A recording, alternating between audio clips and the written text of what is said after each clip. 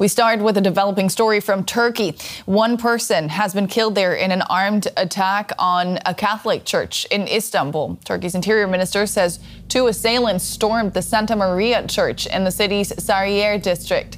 He confirmed one person at the Sunday Mass was killed. An investigation has been opened and authorities are working on capturing the perpetrators. Our correspondent Julia Hahn is following the latest for us in Istanbul. Julia, this is, of course, a developing story. Has any more information come through to you?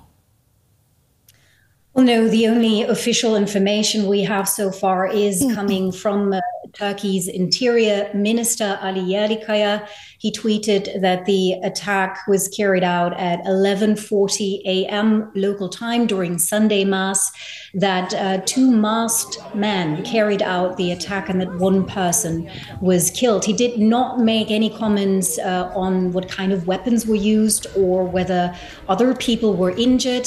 Some local media have been reporting that there were several people injured as well, but that has not been confirmed so far. The minister said an investigation has been launched because the attackers are still on the run. What has also happened in the meantime is that the Turkish authorities have imposed a broadcasting ban on this story, which practically restricts the TV channels, newspapers, social media here from reporting about the story. This is often explained here by the authorities with reasons of protecting public order and national security, but media rights watchdogs have repeatedly criticized this very common practice here after similar events in Turkey, saying it's essentially censorship because during such events there is a public need for information. So we still have to wait for more information coming out from the authorities. What else has happened in the meantime? We have heard from the Pope. This was, as you mentioned, a Catholic church, the Santa Maria Italian church in the Sariyer neighborhood. The Pope has condemned the attack. The Italian foreign minister has done so as well, has offered his condolences. The mayor of Istanbul has also condemned this attack. But of course, everybody is eager to learn more about the motives. Yeah, let's talk about motives. You say the attackers are still at large. Do we know who they are and why they did it?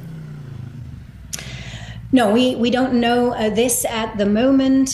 From what we hear, for example, from a spokesperson of the ruling AKP here in Turkey, President Erdogan's party, he said and suggested that this specific person was killed might have been specifically targeted. But since they're still looking for the attackers, I think it's too early to speculate. Of course, here in Turkey, we have seen in recent years a number of terrorism-related attacks, sometimes carried out by Islamist militants. Just last month, authorities have detained a number of people suspected of being ISIS members who were allegedly planning to carry out attacks on churches and synagogues.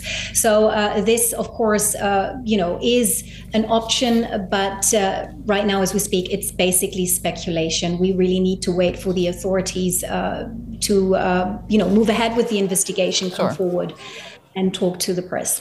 That's DW's Julia Hahn in Istanbul. Thank you for the latest.